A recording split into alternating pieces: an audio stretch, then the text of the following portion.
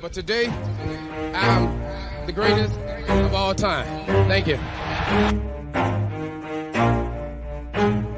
Never stop, I'll get it if I want it. Gotta make to myself a promise. I won't quit, keep going till I got it. I won't give up till I'm on top. Yo, no, I ain't the type to give up. If I do something, man, I do it till I get what I want. I turn a business out of nothing into something I love. I got a poker face, but honestly, I'm not one to bluff. I flip a switch, never miss, man, I always stay up. Don't let them see you, always have a plan to stay tough. This life ahead of you ain't easy, it was built to be rough. But that's what makes a personality, is tragedy, bruh.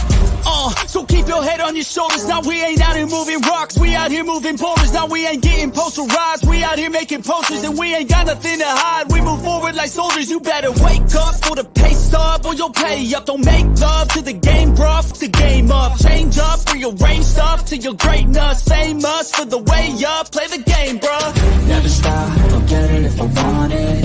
Gotta make to myself a promise. I won't quit, keep going till I got it. I won't give up till I'm on top, yeah. You know I'm always honest, there ain't no way I'll never stop it. I won't quit, keep going till I got it. I won't give up till I'm on top, I'm always flirting with pain, she like to hurt me and maim. I'm always working to change, but she's still lurking the same. I keep on building this dynasty while the haters be trying me, but they hate from inside. All right, what is going on, everyone? Welcome to another edition of Unscripted, live here, of course, on the Elite Sports and Entertainment Network, of course, as well as live on Northeast Streaming Sports' Roku channel. And today, as we saw, the NBA Finals is officially set. So we are going to break it down today, how we think Game 1 is going to go, and just kind of do a little recap about what led to both these teams getting to where they are at the moment. That, of course, is the Boston Celtics in the Eastern Conference and the Dallas Mavericks in the Western Conference. But before we get into all that, I have to, of course, introduce my co-host today, as always, helping me out, talk with sports and everything else in between, my guy, Jay McLovin. What's going on, Jay? Hey, a little under the weather, but other than that, okay. Two quick announcements. One is happy birthday to Clint Eastwood. He just turned 94. Yes. The guy looks like he's never going to die. Nope. Congratulations, Clint, on 94, man. You're amazing. Second announcement is our condolences to the Drew Gordon family. As you know, Drew Gordon is the brother of Aaron Gordon, played for the 76ers, passed away at the age of 33 in a car accident. And, Logan, I always say this, man, when you die in your 30s or anything before 60s, man, I mean, that's just way, way, way too young to go in this world, man. But, again, our condolences to that family. May he rest in peace, brother. Yeah, man. It's been, a wild couple of sports days, as well as you mentioned. The Drew Gordon announcement just came not too long ago at the time of this recording. So still very raw, feeling in across the league in the NBA. And across that. But before we talk about the finals, Jay, some more big sports news has been kind of going on this week. Big news out of the MLB, and that is the fact that after, I believe, over 3.5 years of research and stats and looking through that, combing through all that, Jay, they have now officially put the Negro League stats into the MLB history books, into the record books. And of course, Josh Gibson, the famed catcher, has made his mark. He's become first all time in multiple categories, as well as a few. There's a lot of guys out there with top 10s now. So just what were your thoughts when they announced that? And also, I mean, and just put in perspective, Josh Gibson has moved ahead of Ty Cobbs in terms of average, and he's also moved ahead of some guy by the name of Babe Ruth in terms of his, I believe, slugging and on base plus slugging. So what were your thoughts? I mean, just whenever they announced that, and that these guys who, paved the way for a lot of black baseball players back in, the early to mid 1930s and before, are now kind of getting their proper recognition at the hands of Major League Baseball. Right, exactly. I'm conflicted. I'm really on the fence with this. I haven't made up my mind how I really feel about it. I'm really leaning towards I don't like it. And the reason why I don't like it is because of the fact that, they pitched against different sides, right? In other words, Josh Gibson never went up. Correct me if I'm wrong. Did Josh Gibson make it? I know after Jackie Robinson, I think Satchel Paige made to the MLB for a little bit. I don't know if Josh Gibson did. I don't think Josh Gibson did, but I might be wrong. I don't believe he did. No, he played. No, he played solely with the Negro Leagues. Okay. He played with the Memphis Red Sox, Rays. Yeah. So my thing is when all you go is against the Negro League side of it, but you don't see the white side of it, and vice versa for Babe Ruth and all the ones after Barry Bonds and all these guys, that didn't not Barry Bonds. Why am I saying Barry Bonds? I apologize. I'm just trying to say that basically the style of the pitching, we don't know how they would have done against the other side. So even though yes, they had these awards. Would they have been the same had it been integrated the entire time? So that's where I have an issue with. So let me throw this back at you then. So they are only including Negro League stats, but they are not including what they called the barnstorming stats, which, Jay, those were exhibition games that the Negro Leagues played against major league pitchers and whatnot. Right. They are not including those in these just because those are known as just exhibition games. Those were ones where they would go, across state lines and whatnot and play one-offs or whatnot. So they are not counting those. So my thing is that if they did, oh my God, Jay, we would see a huge shift because those guys were eating the major league town alive. That's how it was. They were absolutely cooking them. But we're not.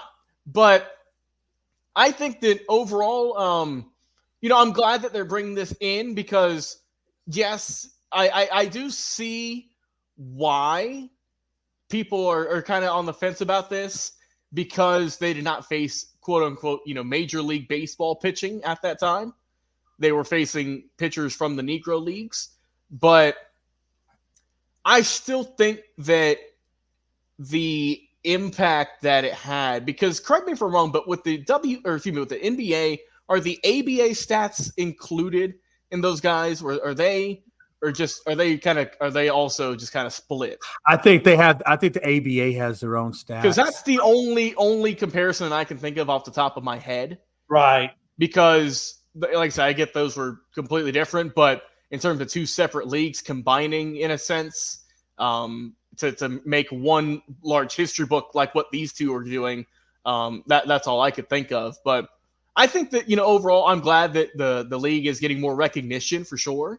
And I think that's probably the best way that MLB and whatnot thought they could is just to put them in the history books because, you can look at their stats all day. So, oh, yeah. But it also, you could also say, okay, and the one always people go to is Ichiro, right?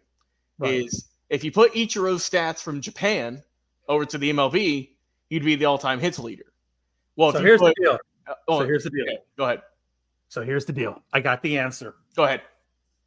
And I do, and you were spot on when you were comparing it to the NBA or the NBA. Yes. And I really think that MLB should revise what they're doing and go back and do exactly what the NBA did. And what the NBA did was this. Okay. For ABA players, the NBA presents two types of records. One with only NBA stats and the other with ABA and NBA stats combined. So what I would say is, why can't we have basically three record books? Okay. One with the Negro League, one with MLB, and then one with them combined. I would totally support that every which way that you can imagine. That's not bad. I think that's a true reflection of what we're really dealing with here. You can't go back and erase, what happened in history, right? We can't go back and do that. But what we can do is try to rectify it the best we can. And I think Major League Baseball has already put the Negro Leagues into the Hall of Fame, which was step one of integration. Yep. Step two would then be to integrate the books, but then have the other books off to the side. That way you can see visually. You know what I'm saying? Yeah. I think that's not a bad idea at all. But, I mean, that's our 2 cents on it.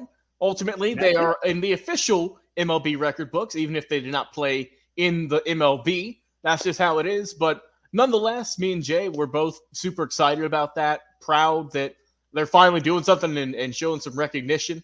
So that is always a welcome sight. But before we talk even more about some sports, get into some NBA. If you guys like the episode, give us a like, follow, share, and subscribe. Facebook, X, TikTok, YouTube, Twitch, and also on LinkedIn. Well, Jay, let's get into it, man. NBA Finals, game numero uno. That game we played on Thursday, June 6th. Tip-off is going to be around 8:30, give or take. And which side do you want to talk about? I'll let you pick here. Do you want to go with the East or the West? No, because I really gravitate to what happened in the West and how they got there and the process. Okay. So I think I'd rather go with the East because I really think this is the tale of two roads. And I know people can get mad when I say this, but I saw Jonathan Matthews. He put a post up on Facebook today, and it really, I was like, I totally agree with that. I was like, the Celtics had the easy route to the play or to the finals. Correct. And I think you look at Dallas, they had the harder, very difficult road to the finals. So that's why I'm going to start with the easiest, and then we'll talk about the hardest. Okay, let's talk about the Celtics then. So as you can see on the screen, Boston got here, of course, as the top seed in the East. Well earned. They defeated Miami, then they went on. They defeated Cleveland, then they went on, and of course, we know they ended up beating the Indiana Pacers. And so they beat the number 8 seed, they beat the number 4 seed, and they beat the number 6 seed. I mean, look, man, it could have been a 1-2 Eastern Conference Finals. It easily could have been, but the New York Knicks injuries is what hurt them. Also, same with the Pacers. Just talk about them real quick. That's how they got there because of injuries to the Bucks. They weren't at full strength. And Boston, who also is not at full strength because Kristaps Porzingis has been out for quite some time. He will be available for the finals. And I know they are glad, Jay, that they didn't have to rush him back because he's been out for a decent amount of time here in the playoffs. But getting your big kind of stretch man back is a big get. So I could definitely say that, man. Boston, when you look at that team and how they have assembled themselves, a lot of people thought whenever Porzingis went down that they might maybe not get knocked out, but it would be a little bit tougher. But credits to, Joe Mazzulla and the rest of the team for stepping up. Al Horford has looked 10 years younger. Like he was on the Hawks. He's been doing great. I mean, and of course, it can't be not talked about enough is the duo, of course, of Jaylen Brown and Jason Tatum. Jaylen Brown has really made a big impact here in recent weeks. With his style of play, he did take home the Eastern Conference Finals MVP award. For just how well he played against Indiana. And when you look at Boston, Jay, they've only lost 2 games this whole postseason so far. They've only lost 2 games. I mean, they swept Indiana. They only lost 1 game to Cleveland, then they lost only 1 game to Miami. And both of those games were the second game in the series. They won all the rest of them. All right. So you have to hit this team early if you want to have a chance. Because like I said, they are just rolling right now with Tatum, Brown. Derek White's been a big asset. He's averaging 17 points just as that good third man. Of course, you have Drew Holiday, who's there on defense. I mean, those are your big name players there. Like I mentioned, Al Horford, Peyton Pritchard, just a couple more. But I think that, honestly, man, Boston has a real shot at taking this because let's not forget this too, Jay. They are going to be off for a week as well. They're going to be well rested by this game. They locked this game up last week at the time we were recording this. So they've already been hanging out and resting. Now that could mean they come out slow in game 1, but it also means their bodies are more healed and more rested for the rest of a potential 7-game series. What are your thoughts on Boston? And then we'll flip it over to Dallas here for the final 15 or so. Yeah, absolutely. Them getting Porzingis back, which every indication from what I've seen looks like he's going to be back Yes. versus Dallas, was probably one of the better moves. Like you said, Missoula stepped in and has done a good job continuing to lead where Udoka left off and has done a good job of it. Cavaliers, Donovan Mitchell and company, they just don't have enough. That team is still trying to figure out, I think, who it is. The Heat, obviously, man, Jimmy Butler and everyone else, basically. Yeah. And correct me if I'm wrong, I think that game, did that series go 6, the one in Miami, or was it? No, that one only went 5. Okay. Yeah. In the series versus Cleveland went 5. They really haven't gone and played the hardest basketball, I think, like the other side has. I mean, it's just been, like you said, and a lot of that is due to injuries because of what they've taken on in Milwaukee and Indiana, especially in New York. Yeah, and let me just say this too: if you're the number 1 seed, these should be easy. You shouldn't be going 6 and 7 games. You should be getting these done in 4 and 5. And so when they'll say, "Oh, they're injured. They haven't played anyone." That they're supposed to do that. If you're the number 1 seed, if you're going to win a championship, you're supposed to knock out the teams before. Yeah, and that's the thing. I totally agree with that. I just don't know. They obviously we don't have this last year's champion here, right? So we got last year or a couple years runner up from that when they played Golden State, and didn't close out the deal over there. So I still think this is kind of that Celtics team that I'm not 100% on board with yet, and because of all the injuries and because of maybe the little bit less fearful competition, leaves questions in my mind against how they're going to go against a team like Dallas, who has faced hard levels of competition and come out on top.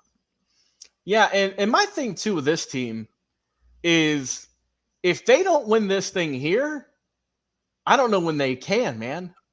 Yeah.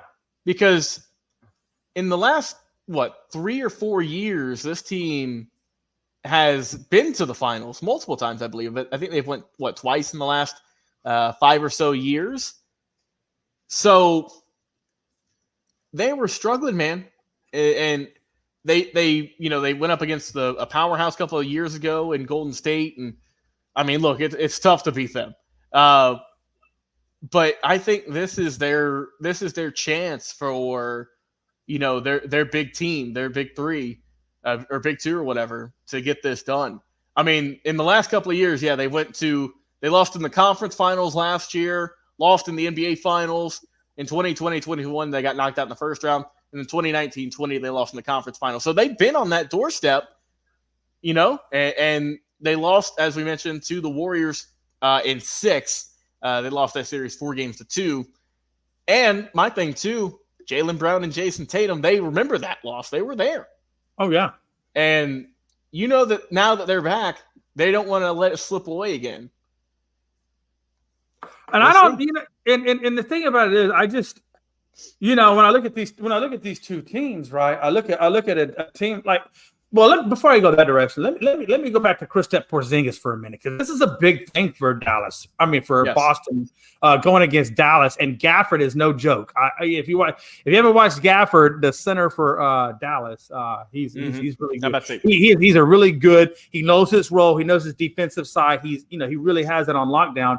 And here's the thing with that. Porzingis, we don't know, because Porzingis hasn't played in a while, how much rust, number one, will he have? How much will he get off to a slow start? What's he going to come How's the shooting going to look? Yeah. This is a deciding moment for Porzingis, because Porzingis has basically been kind of a bust. Ever since New York drafted him, he's kind of moved around the league amongst a few teams. So this is really, who is Porzingis? Is he the guy that can really step up and do great big things, or is he just really the bust that came out of New York that everybody was making a big thing about? I would hope he's not a bust. I would hope for Boston's sake, I'd want him to get back to what he's done this year, Jay. He's had a really good year. I would say quietly. He's averaged 20 points. He's put up 7 rebounds. So, I mean, that's efficient on, 51% shooting. So he might not be that number 1 star you're looking for, but he is a definite respectable player and someone definitely to watch out for. But let's go over to Dallas here and talk about them. Obviously, we know they just beat Minnesota, who could not hit water if they fell out of a boat. They just could not shoot the ball at all. Looking at their, path to a potential title, first one in quite some time for them since I believe 2011, 2012. So they're looking for that. As we know, they beat the Clippers, then they went on beat the number 1 seed Oklahoma City Thunder, and then as we just saw, they beat the Minnesota Timberwolves, and now here they are with Luka Doncic and Kyrie Irving, hoping to finally get a title for Luka and for Kyrie to make another really good finals appearance. So talk about Dallas, man, and what you like about them and their path to getting here. Yeah, absolutely. Obviously, my fiance's from Dallas, so she's all excited about the Mavericks and stuff being in the finals. It's a big thing for that city, especially with what the Cowboys and stuff has done. The Rangers, and it looks like the Mavericks hopefully would be the ones that lift that city to greatness. With Dallas, Golden State really didn't have much to offer. They're kind of a shell. And so I knew when Golden State went in there, I felt like Minnesota and OKC, I felt like we're going to be their biggest opponents. Yeah. And if they face them, and of course, OKC never disappoints. But Dallas and Doncic still went in there and handled business, and then they had to go up against Minnesota, which with Gobert and Karl-Anthony Towns and with the play of Anthony Edwards, they're probably the best defensive team in the NBA. Yeah, that was the best defensive team. Yeah. So when you're taking out the best defensive team, and I know you're taking them out, Logan, but they blew them 124-103 the other night, to where Luka Doncic was 5 assists away from a triple-double. I mean, I'm about to say him and Kyrie just carved him up like a Thanksgiving turkey. They each put up 36 points, and like you said, when you are the best defensive team for stats-wise, you have the defensive player of the year in Rudy Gobert, and teams are still scoring points on you. It kind of shows you that if, the way the leagues went, if you don't have that offensive firepower, it's hard to win. And with Minnesota, we had seen it in the playoffs, Jay. It was Anthony Edwards, Karl-Anthony Towns here and there, and then it was just kind of, okay, maybe someone else.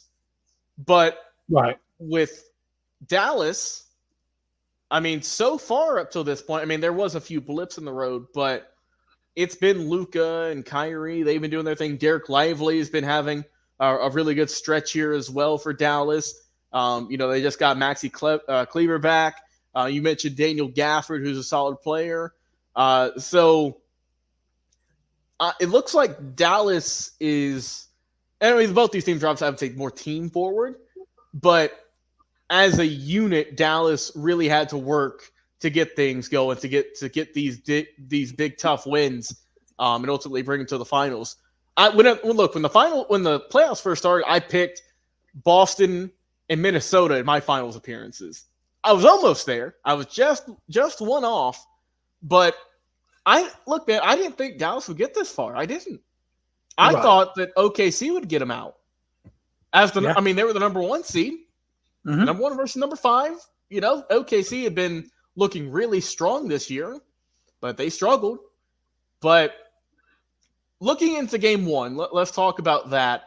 What do you expect to see out of Boston? Do you expect them to come out hot? Do you expect them to come out shooting really well, or do you think that they might struggle with defense, with trying to guard Kyrie and everyone else? Yeah, absolutely. Because this will be in Boston, by the way. Oh, yeah. So they'll have the hometown. So this is the interesting thing for me, and there's a lot of storylines in this series. So, Kyrie played for Boston, so he's going against his old team. Kyrie is probably looking to distance himself more from LeBron by getting another ring, all right, and all that crazy stuff went down over there in Cleveland. I tend to think now that if Kyrie can get a ring, if he can win this series and get a Western Conference Finals ring, then that will, for Dallas at least, make that trade for Brunson look a little bit more palatable. Mm-hmm. You know what I'm saying? When you can say at least you got something out of the trade versus nothing. So for Dallas, this is really big. This is really where you say, okay, we made this trade. Brunson's looking amazing. Kyrie looks like, I don't know if they're getting their chemistry down, if they can do what they do. You know, this is that point where Dallas is going to start to feel better about that trade if they win this final. So that's a big storyline right there for Kyrie. And for Dallas, and going back into this trade, number one, and because I really think they could have got there with Brunson too. I think they could have been right where they are, even with Brunson. Brunson was just playing off the charts. But again, Porzingis is also a former Maverick, so he's going against his old team. So you got two guys going against their old teams. Yep. You got Doncic trying to, cement his legacy in the biggest game of his career, right? Because he's never been to the finals, so this is the biggest game of his career. How will he perform? So now we got to see, what will become of where will his career go from here? And then you got Jason Tatum and Brown, who, by all intents and purposes, everybody is saying that they're going to be the Western Conference champs. Like they're the favorites, this, that, and the other. And if they don't do it, well, what does that say for Tatum's legacy? What does it say for Brown's legacy? Especially after you just gave them all this money, too. Hello? So there's a lot. There's a lot in this, right? I mean, there's a lot,